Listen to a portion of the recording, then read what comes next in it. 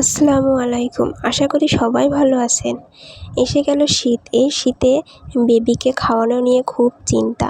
বেবিকে পুষ্টিকর খাবার কলা ও ডিমের তৈরি এইভাবে প্যানকেক তৈরি করে দিলে বেবি এক নিমিষেই শীতের ভিতরে গরম গরম খেয়ে নেবে। আমার বাচ্চা তো এটি খেতে খুবই পছন্দ করে। অবশ্যই বাড়িতে একবার এভাবে প্যানকেক তৈরি করবেন এবং আমার চ্যানেলে নতুন হয়ে থাকলে চ্যানেলটি সাবস্ক্রাইব করবেন প্লিজ। চলুন তাহলে রেসিপিটা শুরু করা যাক। আর ভিডিওতে একটা লাইক দিবেন।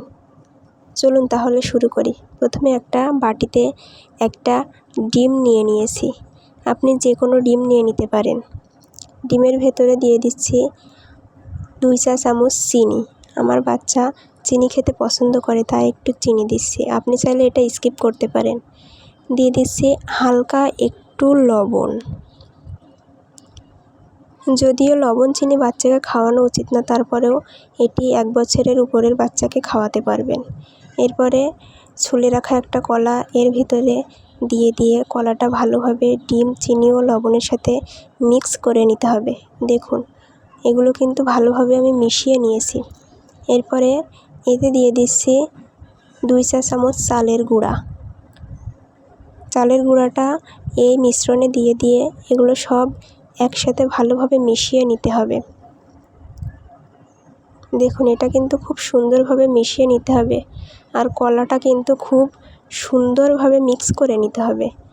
এগুলো খুব ভালোভাবে মিশিয়ে নিচ্ছি। বাচ্চাকে এটি তৈরি করে খাওয়ালে বাচ্চা কিন্তু খুবই মজা করে খেয়ে নেবে শীতের ভিতরে। কলা খাওয়ালে যেহেতু ঠান্ডা লাগে, তাই আপনি এইভাবে প্যানকেক তৈরি করে খাওয়াতে পারেন। ডিমের পুষ্টিটাও পাবে, কলার পুষ্টিটাও পাবে আপনার বাচ্চা। এরপরে মিশ্রণটি তৈরি হয়ে গেলে গ্যাসের ফ্লেম অন করে কড়াই বসিয়ে কড়াইতে 2 টেবিল চামচ তেল দিয়ে দিচ্ছি। বেশি পরিমাণে তেল দিবেন না, যেহেতু বাচ্চা খাবে।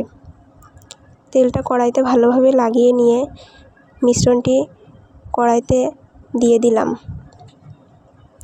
দেখুন, মিশ্রণটি ভালোভাবে আমি একটু পাতলা করে দিয়েছি, যাতে সুন্দরভাবে ভিতরটা খুব সুন্দরভাবে সেদ্ধ হয়ে যায়। তারপরে এটি উল্টিয়ে দুপাশ ভালোভাবে ভেজে নিতে হবে। দেখুন, এটি ভাজলে কিন্তু খুব সুন্দর হবে। এটি খেতে কিন্তু দারুণ ভালো লাগে। বাচ্চা কিন্তু খুবই মজা করে খাবে এটি। এরপরে আমি এটি মাঝখান থেকে 2 টুকরো করে নেব। আপনি চাইলে নাও করতে পারেন। এইভাবে প্যানকেক তৈরি করলে কিন্তু বাচ্চা খুব ভালোভাবে খেয়ে নেবে। দেখুন, 2 পাশ ভালোভাবে 1 মিনিটের মতো ভেজে নেব। এইভাবে আমাদের তৈরি হয়ে গেল প্যানকেক। দেখুন, এটি কিন্তু খুবই নরম, সফট। বাচ্চা খুবই সুন্দরভাবে খেয়ে নেবে এটি।